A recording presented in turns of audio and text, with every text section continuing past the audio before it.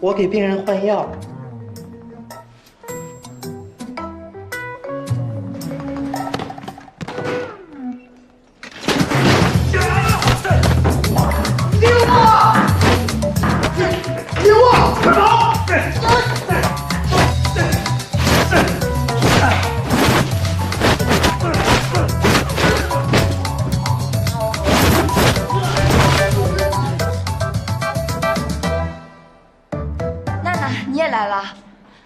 之前我帮高山骗康明的时候，他答应我要给我几个海外买家的联系方式，所以我今天也来找他有事。你还没放弃啊？妈呀，你吓我一跳！我当然没放弃了，易家跟大龙的案子还没有尘埃落定，说不定我还能有些收获呢。我知道你是放心不下我，谢谢你啊，娜娜。娜娜可真厉害，还不都是因为你？本来我可是打算智取他。你是不是疼啊？我刚才好像拉到伤口了。那我扶你进去吧。不行，我能撑住。我今天一定要见到高山。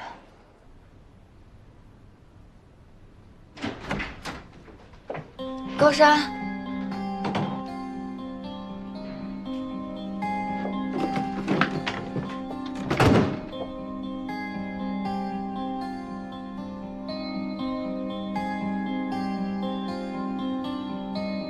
你怎么了？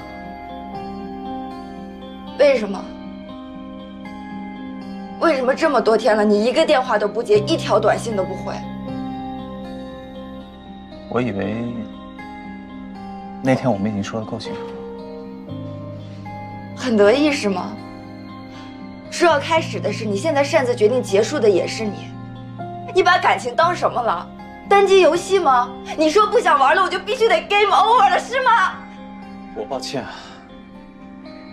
是我开始太草率了，没有充分考虑我们俩的可能性。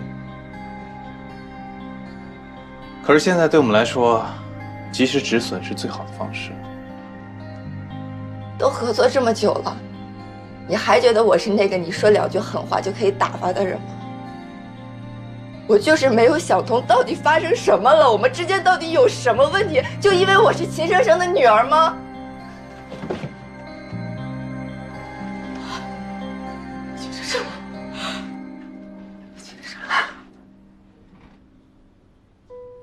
我林默从来都不是一个死缠烂打的人，但是这一次我想要知道答案。我想知道为什么你一次都没有来看过我。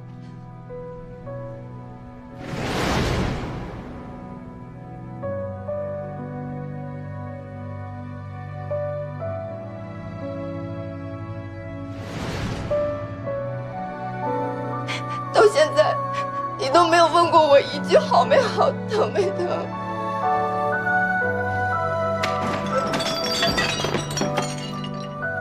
你屋里有人。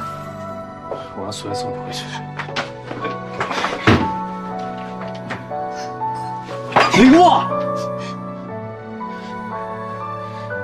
我们已经分手了，你还在这儿白费什么劲儿啊？我们的爱情终究会让你失望。对我来说，有太多太多比爱情更重要的事情，你没有必要，没有必要让别人把你放在一个可有可无的位置。这些天我一直在想，我想了无数种理由，替你找了无数个借口。我想你可能是太忙了，或者是你家里出事了，还是孙俪找你麻烦了。了解一个人最好的方式，就是爱上他。你说错了。了解一个人最好的方式，就是没有任何期望的爱着他。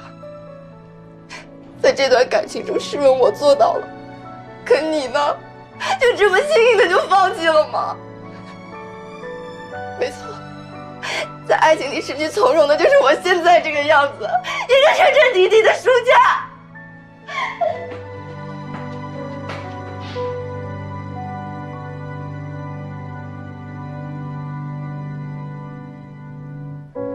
林默，我真的不希望你再受到伤害了。